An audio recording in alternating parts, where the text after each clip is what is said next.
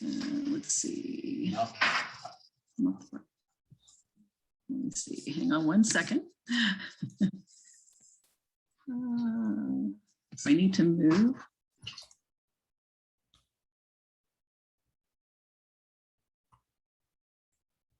Okay, I need to oh, Laura, you're going to need to unmute yourself because when I muted everyone else, I okay. As well. Okay.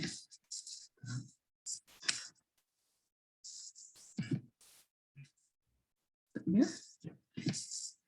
Okay. And where did the meeting get to? Okay. All right. So we're now looking at a bear, not a bird. All right. There we go. Perfect. Think I've got it. All right. Well, thank you so much for inviting me. You know, birding in Victoria has been, the times I've been there has just been a wonderful experience.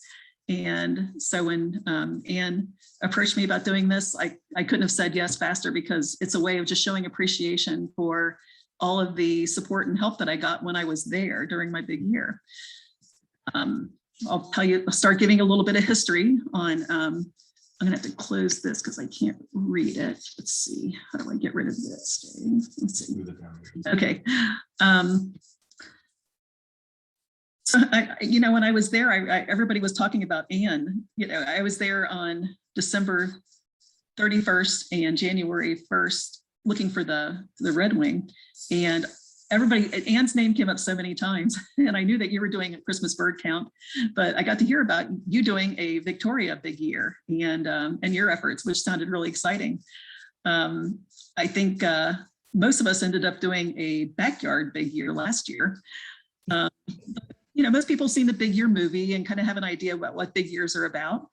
You know, Sandy Comito and his big year record. But in 2013, Neil Hayward broke Sandy's record in his famous accidental big year with 749 species. So by 2016, there were 16 birders in the 700 club. 15 were male and 1 female, Len Barber.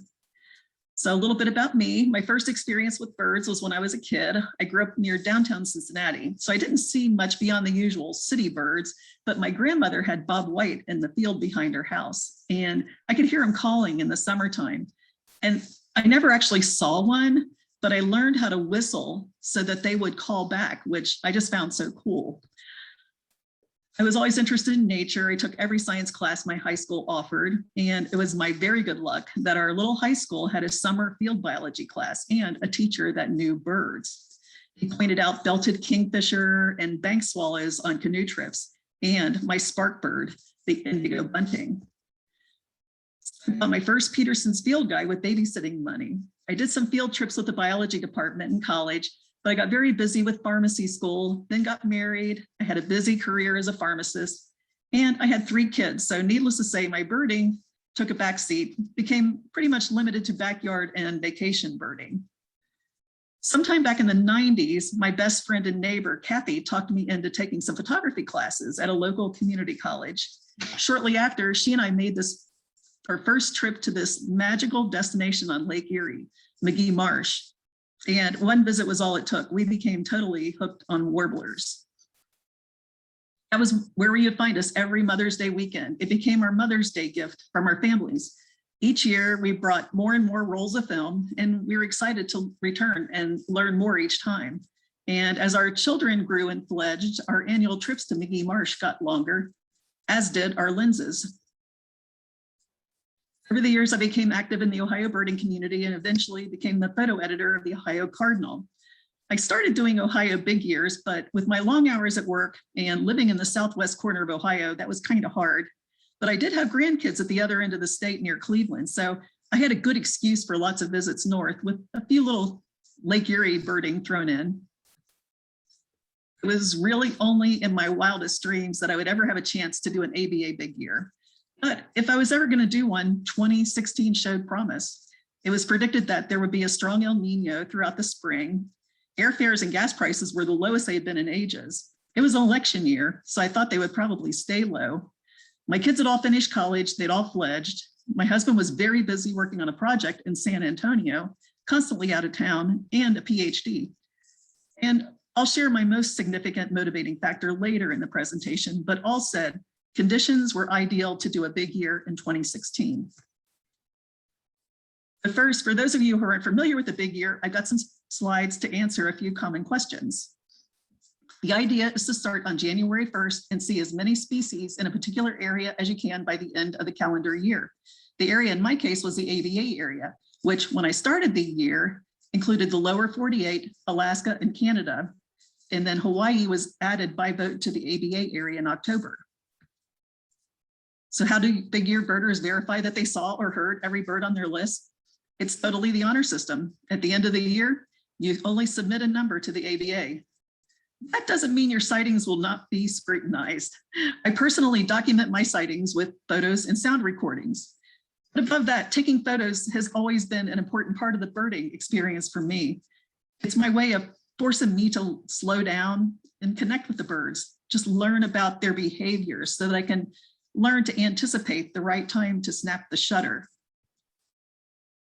And I was very lucky to be mentored by Dan Sanders and Doreen Linzel, longtime birders in Ohio. It wasn't good enough to report to them that I had seen a bird. They would grill me. How did you rule out the other possibilities? Did you hear it vocalize? Did you get a photo? Well, at least I almost always had a photo, but I am extremely grateful to have had such high standards to live up to because it was great preparation for the scrutiny I would be under during my big year. But I'm my own biggest skeptic. I had a good lesson when my husband was working on his master's degree back in the early 80s. It was on artificial intelligence, how to teach a computer to understand and mimic how the human eye and brain work to decipher missing data, how to fill in the blanks. So if you get a quick look at something or a partially blocked view, your brain is programmed to fill it in with what you expect to see, which may be faulty if you're hoping to see a rare bird when you've been standing in someone's backyard for 5 hours. I wanted to make sure that as many birds on my list as possible were either photographed or recorded, mostly just to satisfy myself. And there are rules established by the ABA to follow when you're counting a bird. Obviously, the bird has to be seen literally within the ABA area during the big year. I can attest that it can be very frustrating to see a red-billed pigeon flying on the Mexican side of the Rio Grande River. The bird has to be alive, it has to be wild, not an escaped captive, and it can't be restrained in any way. Birds in the zoo don't count. I heard and then I saw this flammulated owl before it was captured by a field biologist at the nest to be radio tagged, so it counts. You have to see enough identifying field marks or hear a distinctive call to be able to positively identify a species. When this snipe flew on that too, we were able to narrow it down to 2. Either way, it was a live bird, but we didn't get enough to be sure which one. And most important, you have to adhere to a code of ethics that prohibits harassing or harming the bird. These weren't birders, and the birders were not happy.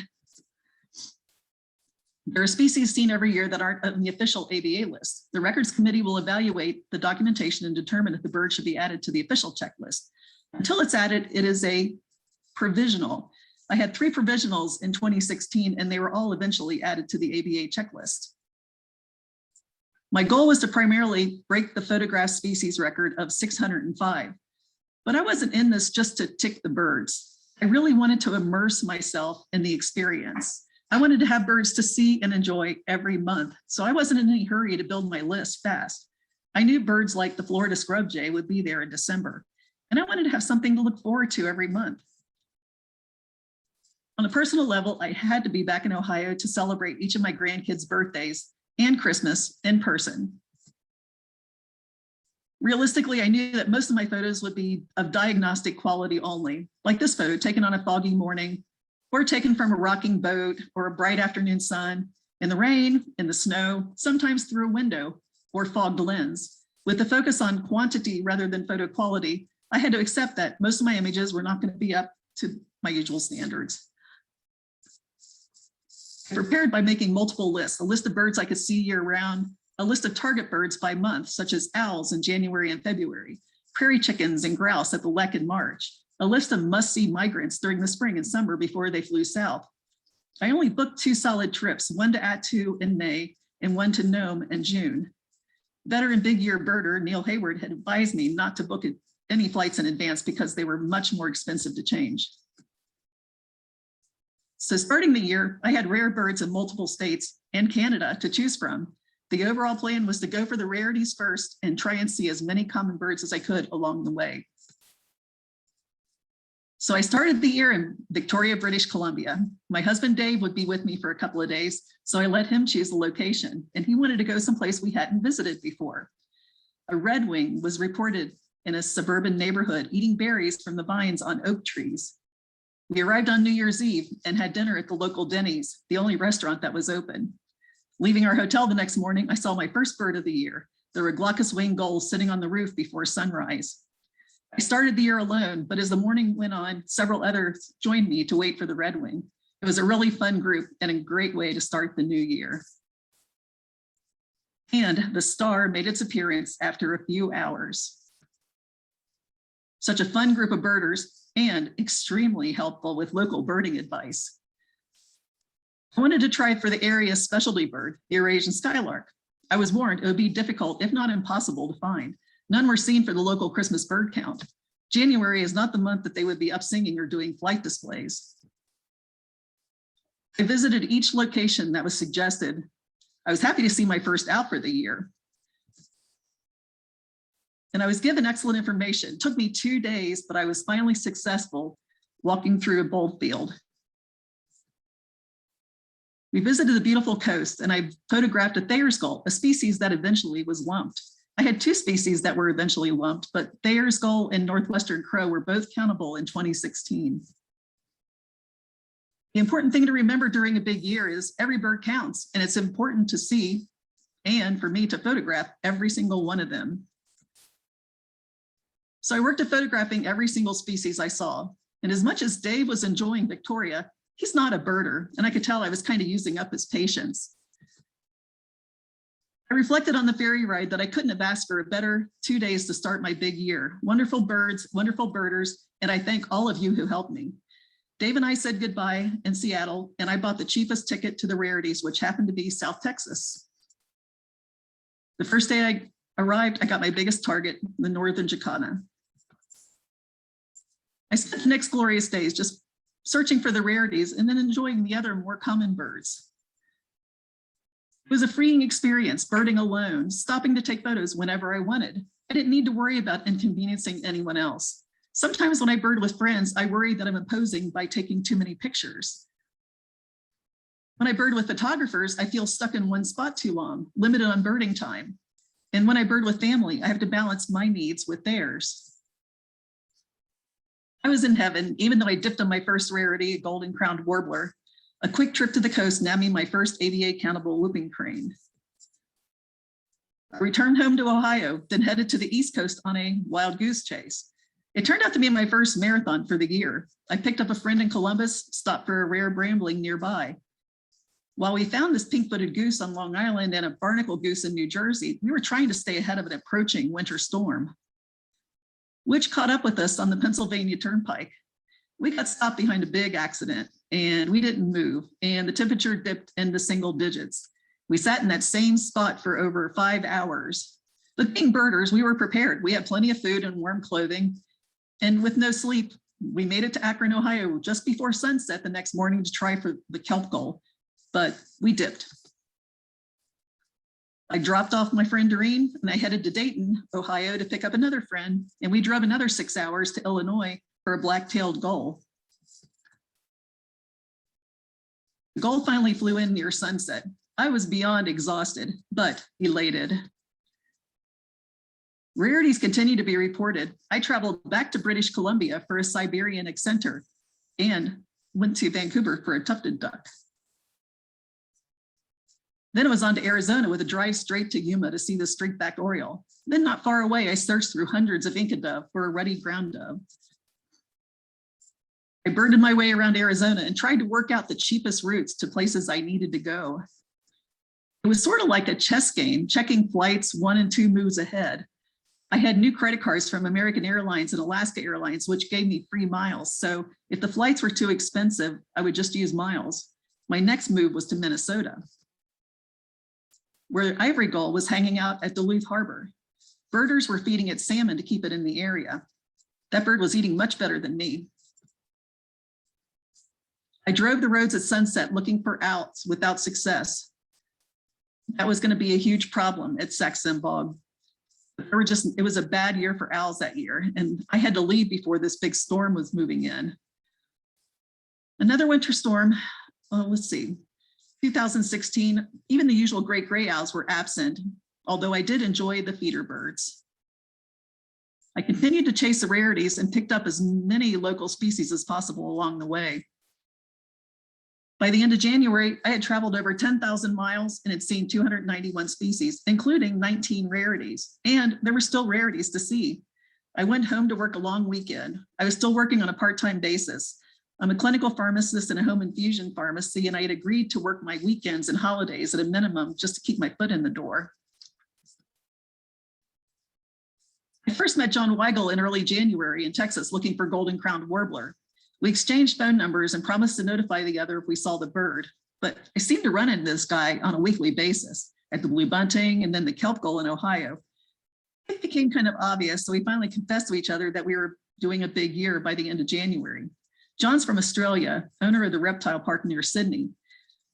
We knew we would be with Olaf on February 14th on a Hatteras pelagic and agreed not to mention anything about our big years to Olaf.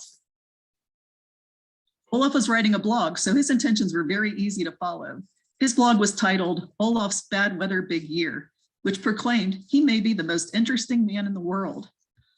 He had set a record in 2013 for the most birds seen in the nude. His real name was Brad McDonald, and I was a little bit hesitant about meeting him. Christian Hagenlocker was a biology teacher, only 26 years old, my son's age. He reached out to me on Facebook, but our paths didn't actually cross until the Ad2 trip in May. He was also blogging his year as The Birding Project, and he was interviewing birders as he traveled, mostly by car. My days were spent birding sun up to sundown. I would then drive to my next destination, check into a hotel. I would upload my photos, recharge my batteries, and try to sleep. I was having the time of my life. I saw these beautiful birds in stunning spring plumage. This was one very sexy anhinga. One of my favorites was seeing black skimmers resting with their heads on the ground, just like I had seen in field guides. I searched Organ Pipe Cactus National Monument for ferruginous pygmy owls. I had heard that they nested there, but I couldn't find any location information. I looked at the historical data on eBird, and then I scouted alone, searching every tree and shrub along the trails. Later in the day, the quiet of the desert gave way to a flurry of activity calls. Phainopepla and black-tailed gnatcatchers were scolding. The object of their attention was soon heard. I didn't see the ferruginous pygmy owl, but I recorded its vocalizations on my phone for several minutes. When the call sounded further away, I realized I could try and chase the bird and possibly photograph it, but without a good flashlight and in the presence of rattlesnakes and scorpions, I decided to give up. I would get a photo of one later in the year at King Ranch. The beauty of that moment was that I was watching a stunning Arizona sunset alone in the desert, well out of my comfort zone. This was my adventure. My husband likes to hike, and he'd always wanted to visit Big Bend National Park, so the trip for the Colima warbler was a perfect way for us to spend some much-needed time together. We met in San Antonio, and along the way, we stopped at South Llanos River State Park and found a blind, and soon I had a new life bird perched over the water feature, a black-capped vireo. The first night at Big Bend, I heard an owl in our campground, and I was able to track it down. Now, Dave jokes that he has the biggest life list of someone who doesn't care, but I could tell he was totally enamored with this tiny little owl. We left very early on our hike in the dark and heard Mexican whippoorwill along the trail. Colima warbler were singing when we arrived. Somehow, all the hiking I had done the past few months had prepared me for this hike. I slept well in the tent that night. Next, we moved on to the dry Tortugas National Park, 70 miles west of Key West. Dave went snorkeling while I stood atop Fort Jefferson alone, dripping in sweat, scoping for black noddy. It was a long, hard day in the hot sun, but the birds were pretty amazing. I had to search through hundreds of brown noddy and thousands of sooty tern. to find that needle in the haystack, which I was able to get some very distant digiscoped shots. On the ferry ride back, I found Dave's wet towel stuffed in my backpack, and my paper checklist was ruined. Even though I had my sightings on eBird, I kept this paper list updated, and I looked at it every day. I had to really bite my tongue. How could I ever complain again to this man that was enabling this huge endeavor and encouraging me every day? We had been married at that point for 36 years, and I fully appreciated at that moment how lucky I was. May was upon me before I knew it. It was my dream to visit Attu. Attu is one of the most remote places on Earth, 1,200 miles from mainland Alaska at the western end of the Aleutian Island chain. It was my dream to visit Attu, but also my fear. I could die on this trip, I told Dave more than a few times. It was an exaggeration, but the anxiety was real. It's the site of the Battle of Attu, the only World War II engagement to be fought on incorporated US soil. The Japanese considered it vital in terms of strategic location, as do birders. It has an almost mythical reputation for vagrants who dwell on the other side of the international date line. The plan was to fly from Anchorage to Adak, then board the 72-foot Hookuk along with 8 other birders and 2 guides. It would take over 2 days to steam to Attu, giving us the opportunity for pelagic birding along the way. We would drop anchor in Casco Bay, then take a skiff to the island every day for 12 days to hike and mountain bike over its terrain. Things didn't really work out as planned. First, we would be stranded on Adak for 4 days. The Hookuk had mechanical issues and was stuck in another port waiting for a part to arrive from Florida. This presented logistical difficulties as lodging and rental vehicles were very limited. We had to take what we could get, changing places that we slept every night. Adak is the westernmost municipality in the US, further west than Hawaii, and the southernmost city in Alaska. The US constructed a base and airfield during World War II, and flight operations against the Japanese began in September of 1942. 90,000 soldiers were stationed on Adak during the peak of World War II and down to 6,000 during the Cold War. The base eventually closed in 1997 and most of the structures were abandoned, making it appear like the aftermath of a zombie apocalypse. About 80 people live on Adak full time, and there were 2 restaurants. This is the Bluebird Cafe located in someone's home where we ate most of our meals.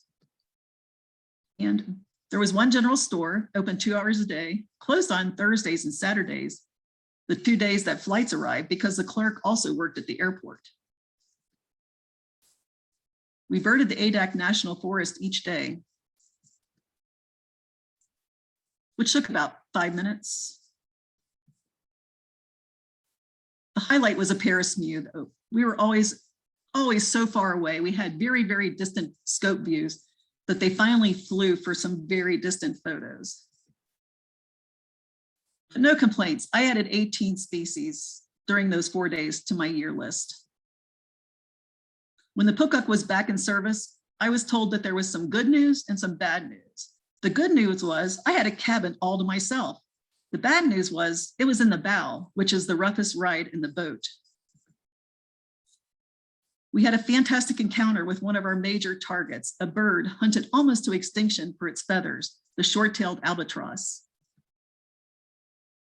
My enthusiasm for watching and photographing the albatross, however, pushed me over the brink of seasickness. I had to retire to my cabin, where I spent the next 24 hours. I have no memory of the actual illness, only the awareness that the other two big year birders aboard, John Weigel and Christian Hagenlacher, might see a bird that I could miss. So I mentally tried to be ready to run upstairs if the boat slowed down, signaling a sighting. I turned music on my phone to distract myself. And the music on my phone kept randomly playing Gordon Lightfoot's Wreck of the Edmund Fitzgerald. Well, the next day I got my sea legs and I learned that I hadn't missed anything. The third day we arrived, we finally made it to Attu Island. It looked remarkably like the Attu seen in the Big Year movie, except for the airport runway, which hadn't been used in quite a while. Each day we would ride the skiff to the island and spend the day hiking and biking miles and miles each day. We saw multiple wood sandpiper and rustic bunting, but it was kind of the same birds every day with very little variety. Waterproof boots were essential.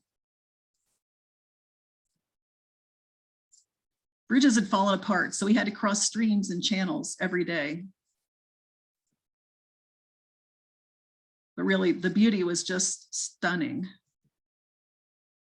I got to know Christian and tried not to worry about him when he did crazy things that seemed a bit dangerous, but it didn't work. I still worried about him anyway. We logged 10 to 20 miles each day. I managed to keep up with the guys, but I often felt like the little sister trailing behind my brother and his friends, which actually worked to my advantage one day. As I lagged behind, strapping the gear to my bike, I spotted one of my favorite birds of the year, a beautiful Eurasian hobby. I radioed the others, but they were already a couple of miles away and the bird flew. Only 3 of us managed to see it. When we arrived back at the boat that day, we learned that a storm was headed our way with gale force winds and that Casco Bay would receive the brunt of it. The bicycles were all stowed below deck and we were forced to leave Attu after only 5 days. We sought shelter in a protected cove in nearby Agatu Island, and then our luck changed with the shift in the winds. So we were able to return to Attu for a final 2 days. There wasn't enough time to land the bikes, so it would mean 12 to 13 miles by foot each day, but the hardship was worth it. The last 2 days on Attu brought us a nice mix of rarities we had hoped for, including one of my favorites of the trip, the Tarik sandpiper. On the ride back to Adak, we passed an amazing muir colony, stacked with mostly thick-billed muir. We navigated Little Tortugas Strait, where we saw thousands of whiskered auklets. And then we departed the ship in Adak and raced to the beach to see a reported far eastern curlew. Overall, I added 48 species to my year list on that trip, but it was far more than just the birds. I had a dozen new friends, and I will always treasure the entire Attu experience. We ran into Olaf at the Adak airport. Don went up to him and politely introduced himself and tried to joke around, but Olaf wasn't very receptive. John had been birding under the radar since the beginning of the year, but his successes had finally caught up with Olaf, who was not happy that he had a rival with unlimited funds. That war was on. Christian and I referred to John and Olaf as the 2 alpha males. Immediately upon arriving home from Attu, I repacked and Dave and I drove straight to North Carolina for 3 days of East Coast pelagics, adding several life birds. Walking barefoot on the deck in the warm sun felt idyllic and relaxed after the Bering Sea adventure. The photo ops were just fantastic. I'd always worried about getting good enough looks at seabirds to count, but I was able to get good looks and photographs. The second day we passed through the remnants of a tropical storm. Somehow my camera became uncovered under my raincoat and got drenched in salt water. It read an error message, so I had to leave it in the hotel the 3rd day to dry out. After that, it worked fine, but I missed my only chance of the year to photograph a red-billed tropic bird. I returned to Alaska for a scheduled Nome and Barrow tour. Nome is located above the Arctic Circle, and in early June, the sun didn't set, and I was reminded at my local hotel that I was only 164 miles from Siberia. Across the street was the famed sign marking the end of the Iditarod. Nome was equipped with several hotels, restaurants, and grocery stores. Birds have a short breeding time on the tundra, so they work fast, establishing territory and nesting. I immersed myself with photographers, sometimes quite literally. I was excited to use my 600mm lens for the first time that year. The birds were in their breeding splendor, and it was sometimes hard to take photos. I just wanted to watch these gorgeous birds. It felt wonderful to be focused on photography, but I was aware that there were some rare birds in the area. The photographers were out from 6 a.m. to noon and then from 6 p.m. to midnight. So during the afternoon break, when everybody else was taking naps, I took the van and searched for rarities. I got a bit tired. While it was easy to lose myself in the photography, though, I had to always be aware that there might be bears nearby. But the second day, my camera stopped working. That salt water from the Hatteras pelagic had corroded the electronics. Fortunately, I had my old 7D, Canon 7D along for backup. Next, I headed even further north. Barrow is the northernmost point in the US. It is located 350 miles north of the Arctic Circle. The town name has since changed, but I haven't learned how to pronounce it correctly, so I will just refer to it as Barrow for this presentation.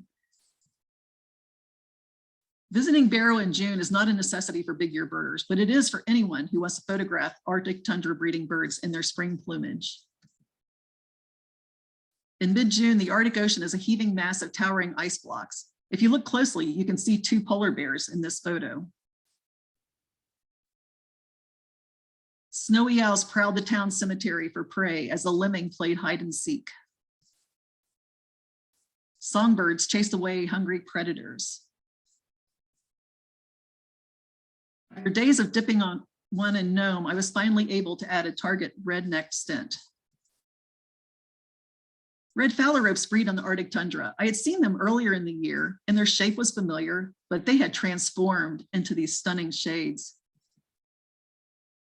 Lapland longspurs had changed in both plumage and personality, just radiantly warbling all day while perched and in flight. And among the stunning spectacle eiders and king eiders,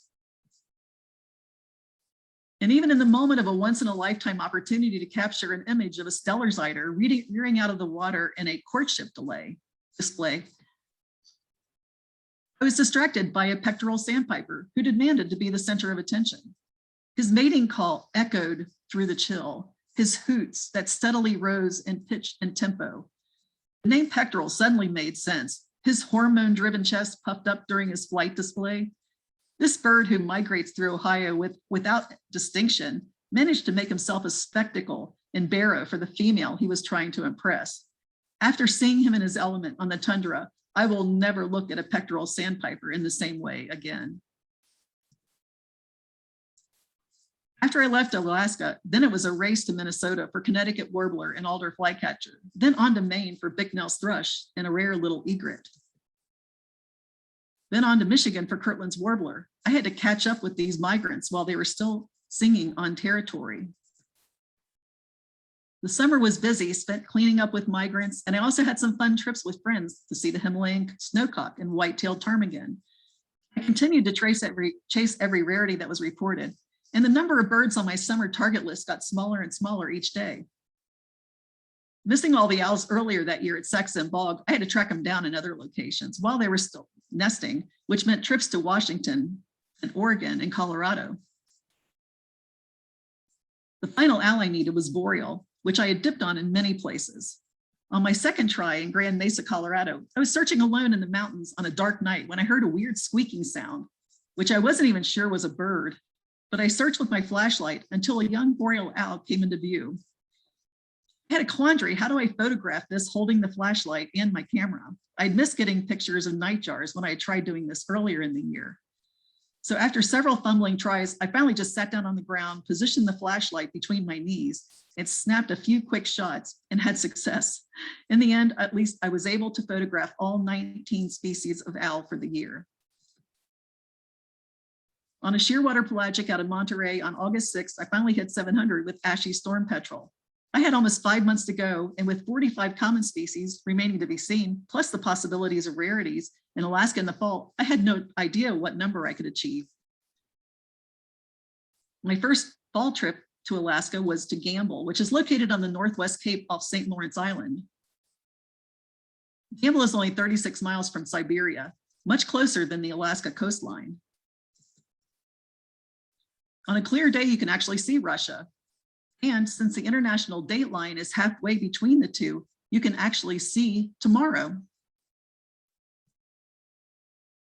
The first 2 weeks of September is the prime time for vagrants. Each day had a routine. Cold mornings were spent doing sea watch. It was common to see thousands of short-tailed shearwater fly by each day. The next stop was to walk the famed boneyards of Gamble, where vagrants find shelter. You walk these areas extremely carefully. It would be a very easy place to break an ankle. They do have a store, but the shelves are mostly empty. This community of over 600 Siberian and Alaska Eskimos survived by hunting from the sea. I brought my own 50-pound bin of food for my 17-day stay. And this was the first time that all 4 big ear birders were together. On snowy or foggy days when we were stuck inside, Olaf was the resident storyteller with crazy stories of UFOs and Bigfoot sightings. Since Olaf hadn't gone to Attu, I had only run into him a few times during the year, but I finally got to know him during the following weeks and realized we actually had a lot in common. I thought it was especially endearing, the amount of time that Olaf spent talking on the phone to his wife, except it was always in front of the women's bathroom. Even though the birding was slow, there were always birds around to photograph. There are no cars on Gamble. The island is mostly rocks and gravel. The only way to traverse the island is by renting an ATV from a local. Christian couldn't afford to rent one, so I shared my ATV with him. My favorite thing to do was to climb the rocks and photograph the auklets. The auklets nest in the rocks, and late in the season when the young auklets are ready to leave their nest, the adults abandon them. The young wait for the adults to return to feed them, and when the parents don't return, they leave the safety of the rocks and make their way to the sea for their first taste of salt water. Some get kind of lost along the way. We found baby auklets in the boneyards, on the steps of the hotel. Sometimes locals would bring them to us. We would gather them up. We would take them for a ride on the ATV to the closest beach and wait until the gulls weren't around, and then toss them out as far as we could into the water as possible. And then we crossed our fingers that they would survive. Gulls were always on the search for the weak. It was easy to be adopted mom to Christian, since he's my son's age. The only thing I baked the entire year was Christian's birthday cake in Campbell, Alaska. I had to substitute ingredients, but it must have turned out okay. He shared it and that cake was gone in less than 10 minutes. With constant winds from the east, it was very slow birding those 17 days on Gamble, but any day I can watch a puffin carrying fish to their young is a day in the wind column for me. The next stop was St. Paul Island in the Pribilofs, often referred to as the Galapagos of the North. It's a port for the boats featured in The Deadliest Catch. The flight from Anchorage is 750 miles across the fogging Bering Sea. If you get an exit row seat on your flight, don't feel lucky. You have to read up on how to deploy a life raft. The island is breeding grounds for over 500,000 northern fur seals. Their numbers are decimated from years of hunting for their thick skins. It is said at one time you could see more mammals from that point than anywhere else on Earth. With all of those seals, of course, they were predators. You could watch male and female orcas coordinate their daily hunt for the baby fur seals. Pribilof Island fox search for vulnerable young seabirds. St. Paul has a population of around 500, which fluctuates with seasonal employees at the Trident fish cannery. Like the rest of Alaska, this was Russian territory until the Alaska Purchase in 1867. The cannery provides meals for its workers, and since it's the only game in town, we had all of our meals there. A super elusive and extremely rare jack snipe had been seen the past few days, so after we left the airport, we headed straight for the marsh to try and flush the bird. The only real chance you have of seeing them is if you almost step on it and flush it. Sometimes harder than flushing them is actually getting a good look at them before they disappear. So I was thrilled to be able to get diagnostic photos of this life bird. Most of the days on St. Paul are the same. We cover the same hotspots, hoping for something new to have dropped in. A staple among the hotspots is the crab pots. With no trees on the island, these stacks offer the only shelter in elevation. Despite some amazing finds over the years, they stayed quiet during our trip. During Sea Watch, I searched hard for my target modeled petrel without any luck. Unfortunately, the east winds that had plagued us in Campbell continued during our stay in St. Paul Island, but I love the photographic opportunities at the cliffs. The two alpha males, John and Olaf, were both on St. Paul Island. They were in different groups and they kept their distance from each other at the hotel and during meals. On day 11, we flushed up a wonderful surprise, a live bird red-flanked bluetail. Olaf had just left the island, so John was elated. October was spent on multiple pelagics, trying to add as many seabirds as possible. I was lucky to have the support of Debbie Shearwater, but seabirding was slow in 2016 too. Despite multiple attempts, we just couldn't nail down a flesh-footed shearwater. So one of the highlights of the year was sailing away on a private charter with Debbie Shearwater. Seriously, just like the Big Year movie. It was just Debbie and her spotter, Alex, John Weigel, and I. We searched until we finally found our target. Debbie had seen a suspicious storm petrel a couple of days before, so we studied all the storm petrels along the way very carefully. I'm proud to say that I was able to document a live seabird for Debbie, a species that had just recently split from Leach's storm petrel, Townsend's storm petrel. Then John and Christian and I joined forces again, this time in a very small boat off San Diego, much smaller than the USS Minnow.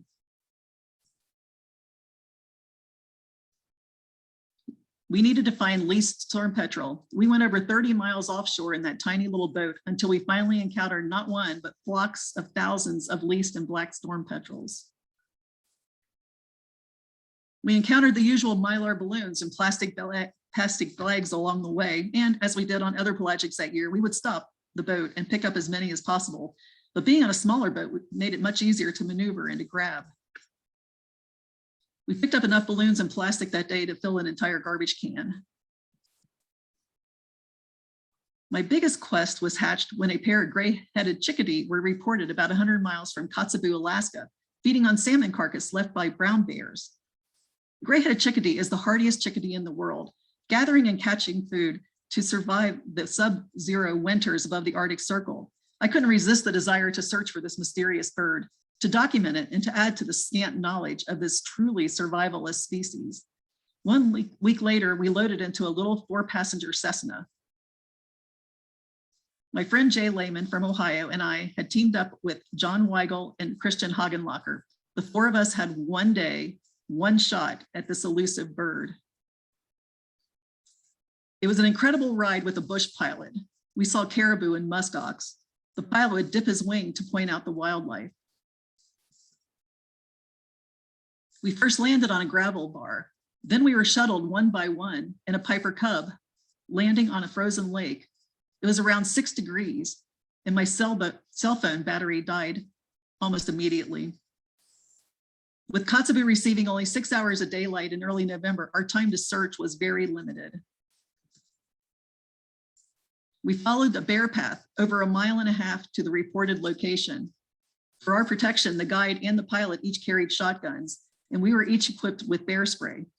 Luckily, we saw no bears, but only their footprints in the snow. Unfortunately, there were no salmon carcasses remaining, only the red-tinged snow where they had been consumed. We saw boreal chickadees, white-winged crossbills, and common redpoll, but no gray-headed chickadees came into view. We searched until we ran out of time with no success.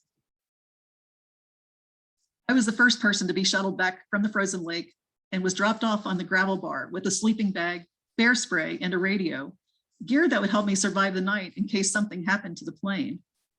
Alone in the Alaska backcountry, I soaked in the solitude and the stunning views of the mountains in the distance.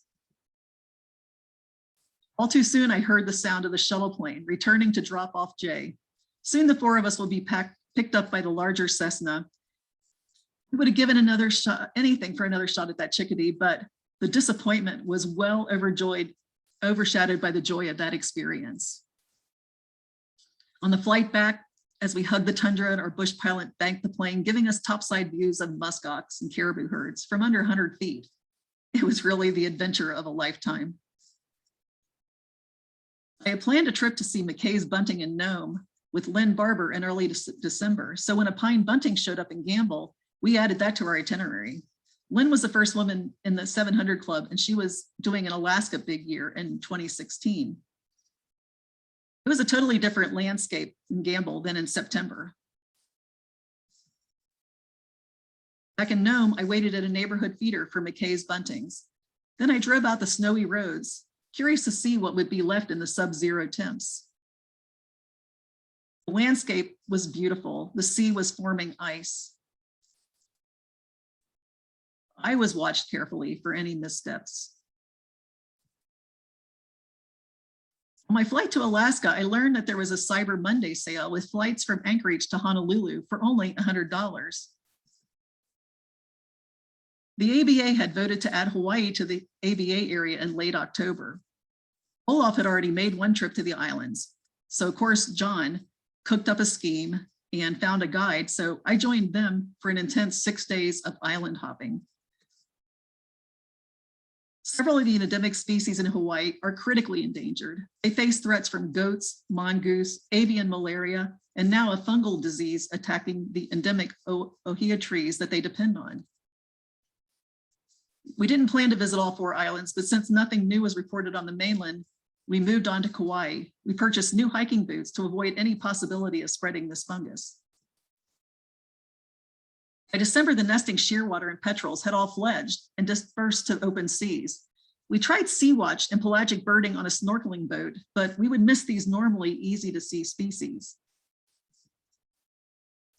But even though it was too late for those species, we managed to add every other single species that we targeted. Hawaii is a pretty neat place to bird. So I returned to the mainland and spent a week focused on photographing some species that I had, but they were herd only. Fitting Hawaii into my schedule kind of put me a little bit behind. I visited New Mexico to see some final targets. I barely made it home in time for Christmas, and then I was off again to the East Coast. I added purple sandpiper in Massachusetts, and then I took a fun drive to Brunswick, Canada, with great friends for my final species of the year, common shelduck. I got my first bird of the year in Canada and my last. We celebrated Neil Hayward's 800th ABA bird. I ended the year on December 29th. I had to get back to work. I had to work the long holiday weekend. Dave greeted me at the airport with a big hug. This guy had supported me 100% and never once complained. And my friends had nicknamed him Saint Dave, and he deserved it. I'm happy to say that I accomplished all of my goals and I relished every minute.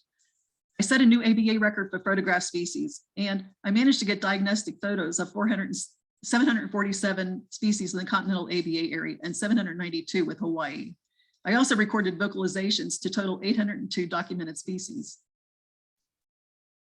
Not every search was a success. For the year, I missed 17 species that I targeted, but no regrets because I gave them all my best shot. The beauty of being a birder and a photographer is that there are always things to see and photograph while you're searching. I snapped around 150,000 images in 2016. I photographed every bird, mammal, and insect that I saw. I had a few roadblocks along the way, some quite literal. I was looking for scaly-breasted munia in a canyon in San Diego wearing flip-flops, and this rattlesnake blocked my path for quite a while. I encountered multiple storms, flash floods in Texas. Probably the most frightening moment of the year was when lightning struck a telephone pole about a half block from where I was birding with friends along the Texas coast. I was stopped by a dust storm in Arizona. And more than once, bears blocked my path. Sometimes my phone mapped me on roads that didn't seem to be the best path at the time. I'm super thankful to have shared my big year with John and Christian. We supported and challenged each other and became great friends. I remain in contact with both of them to this day, and went to Christian's wedding last month near Seattle. All 4 big year birders had better outcomes because of each other, and each of us set a record. It was a hard-fought battle, and John Weigel came out ahead with a record 836 species. And if that wasn't good enough, he did it all over again in 2019 and broke his own record with 840. Olaf set a new lower 48 record with 723 species. Christian at age 27 set the record for the youngest birder to break 700. I get a lot of questions on traveling for a big year. I travel around 200,000 miles. I spent 54 nights at home. I spent 29 days and or nights on a boat, not counting the ferry ride to the dry Tortugas or to Victoria. I managed to keep my sea legs throughout the rest of the year, thank goodness. Was I tired? No. I had an adrenaline that I had never experienced before in my life. Here's an illustration of the 178 flight segments. Even though it looks like a bunch of lines, each path traced on that map has a story, and it is a part of my life journey. In financial terms, I can't give you an exact amount. I started the year using money set aside to remodel our kitchen. My husband is an engineer and very detail oriented. He gave me financial reports from January and February, which if I projected out to the end of the year would way overrun what we had saved up. When I said I wanted to stop rather than to run out of money in September, Dave insisted that I continue, and I felt so guilty. I made him promise to never tell me how much I actually spent. So I don't know what he did or how he did it, but I tried to travel as frugally as possible, and I finished the year with only a little over $4,000 in debt, which was paid off after I returned to work. But by the end of the year, I had spent all the money for my second daughter's wedding fund. But fortunately, she waited for 5 more years to get married, so we were able to save up for her wedding, which was just in August. What he did share, though, was a proportional breakdown of the types of expenses. Air travel was high on the list, but still second to the category containing a few big ticket Alaska trips. That too was very expensive. I have to share my real motivation to do a big year in 2016.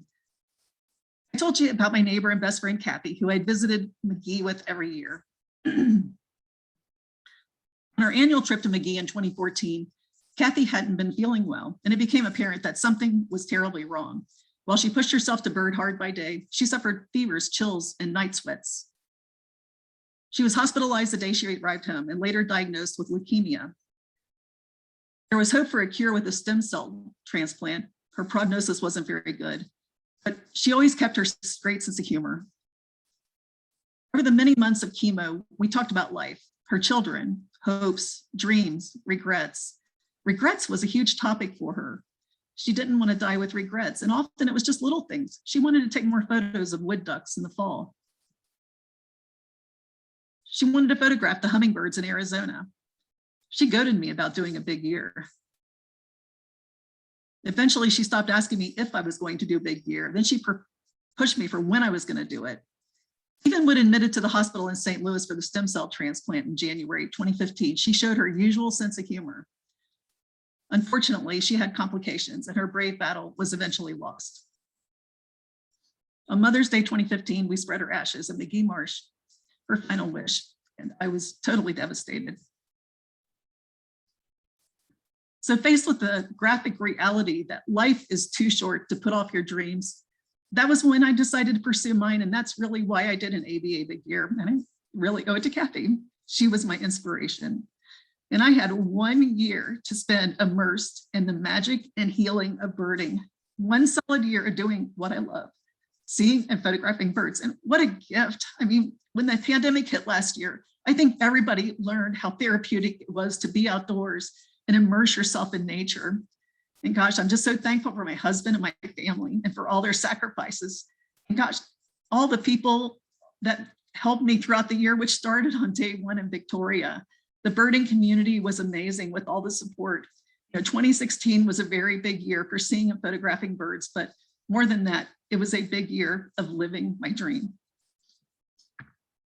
I'd be happy to answer any questions you might have. Thank you.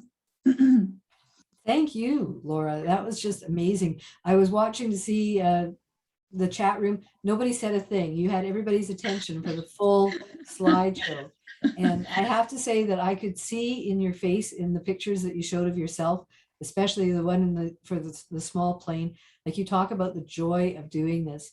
I saw Yeah. the face of someone who was doing exactly what she wanted to be doing, exactly where she wanted to be doing it, and with whom she wanted to be doing it. So Yeah. boy, looked like a fantastic time. Does anybody have any questions for Laura? You can unmute yourself and ask the questions, or you can put it in the chat. Okay, so I'm sure you get asked this one quite a bit. Did you count your carbon footprint? You know, I was just at a presentation from Christian, and he actually had done he had a certification that he had offset his carbon footprint. So I'm now determined to do that, but I'm trying very hard. I live in an area in Texas that I'm trying to give back, and I live in an area that has some sensitive species. I have black-capped vireo, and I have golden-cheeked warblers that nest in my yard. And so I started a project in our neighborhood, trapping cowbirds, you know, to try and help ensure the survival.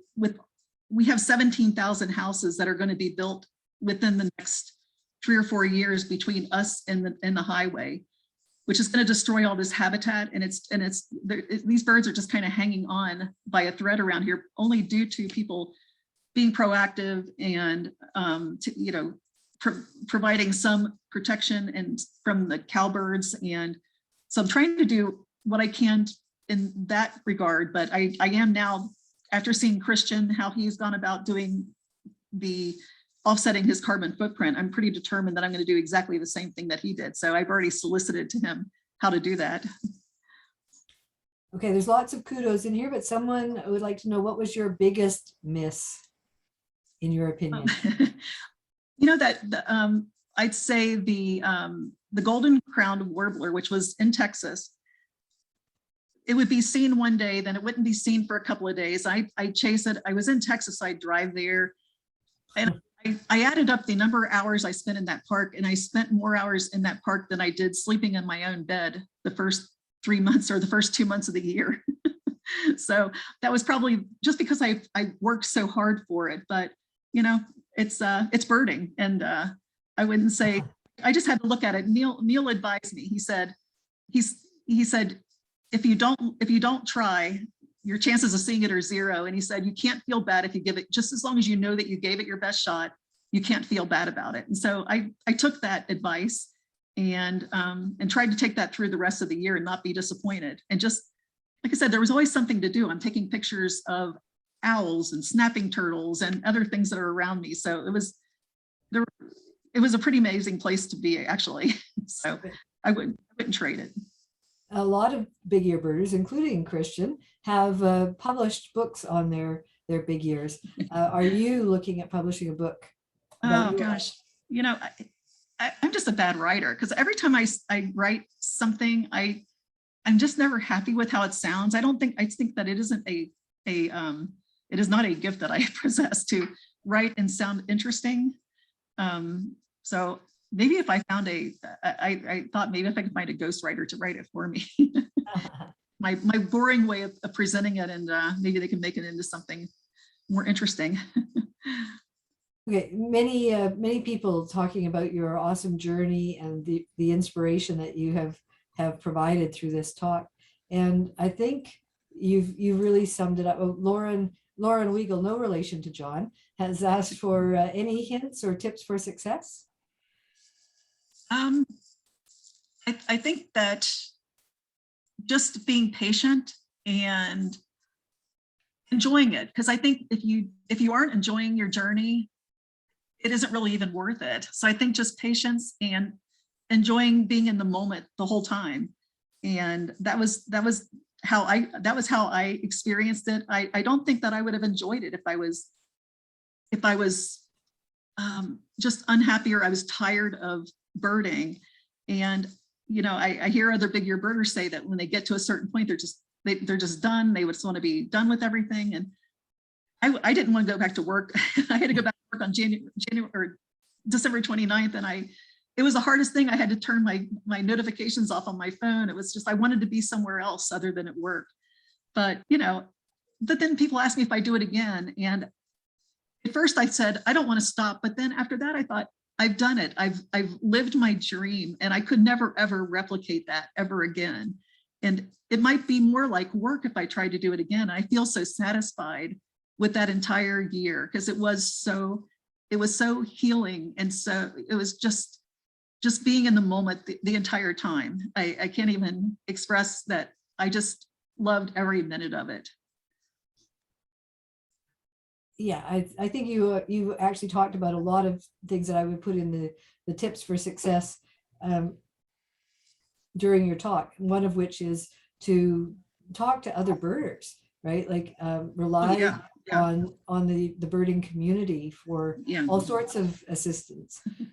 It used to be that a big year birding experience was often done in secret, and I think that we're smarter than that now and realize that you can share that joy that you're feeling when you do share with other people, and people love to help. Like I said, I'm a big year birder fangirl, and one of the great things about having skylarks in Victoria is I've gotten to meet several of the big year birders over the years, trying to help them get those.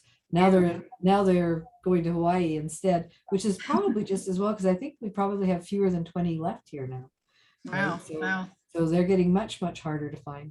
And I think so far as like the carbon footprint of it, I kind of realized a short distance into it how everybody in Ohio that I knew, it's like it's not just you that's wasting. And I felt very guilty about it. I mean, I felt guilty going into it, knowing that I was going to be, way overusing my carbon footprint. But I felt like so many people eventually kept coming along on the journey, that it was kind of a shared experience with a lot of people. So that kind of made it a little bit easier to know that it wasn't just me and a total selfish thing that I was doing, but there were a whole lot of people around me that were getting something out of it and sharing the journey with me. So that, that made it a little bit easier to reconcile in my brain.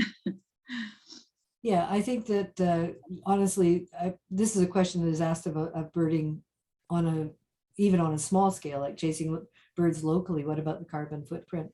And you can buy those carbon offsets, but I think that there is also something to be said about life offsets.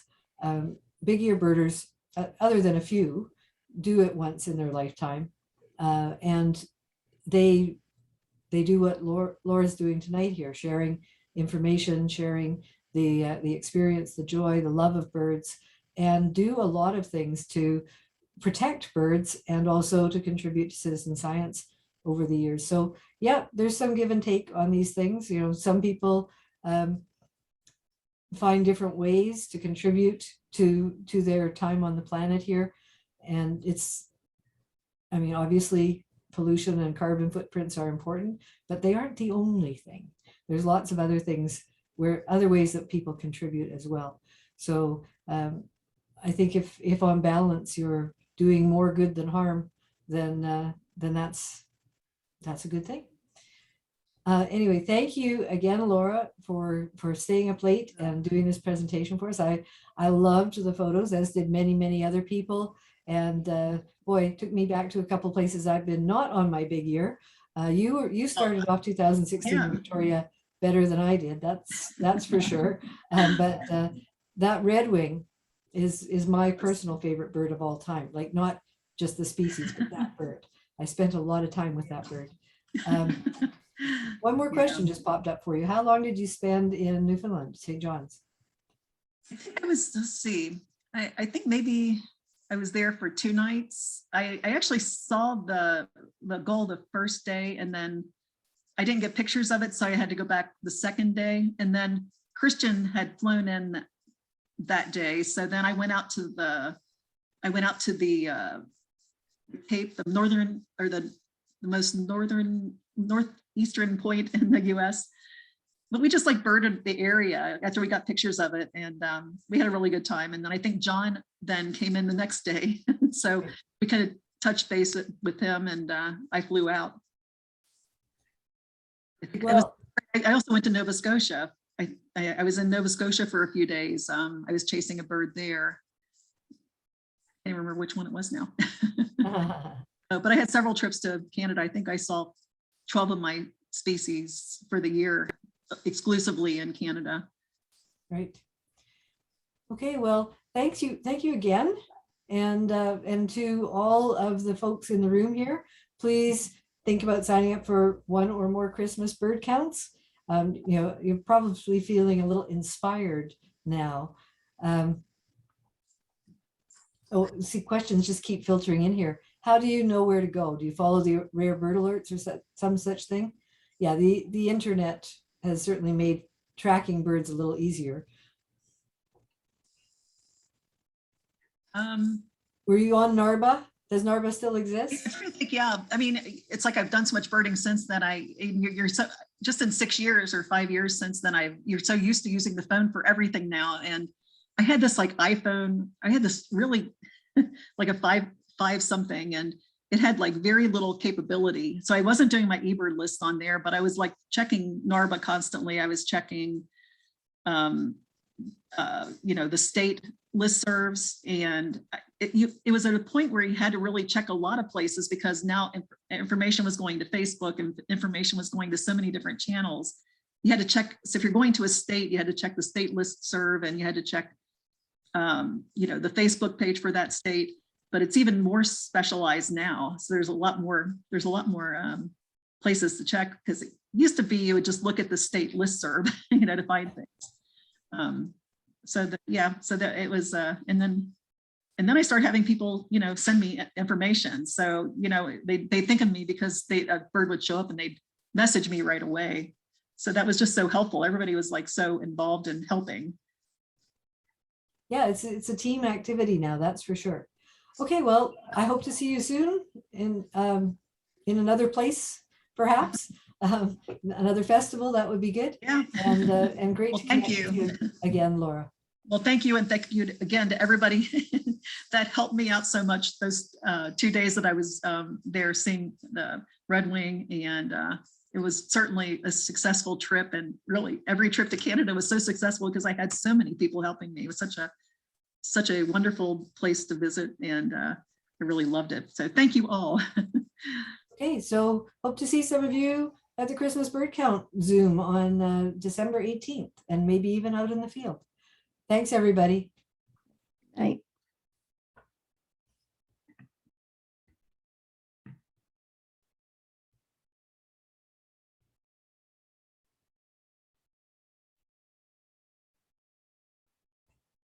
And before you leave, Hi, Dawn. it's Don speaking here. I'm wondering, I saw something in a paper a couple of days ago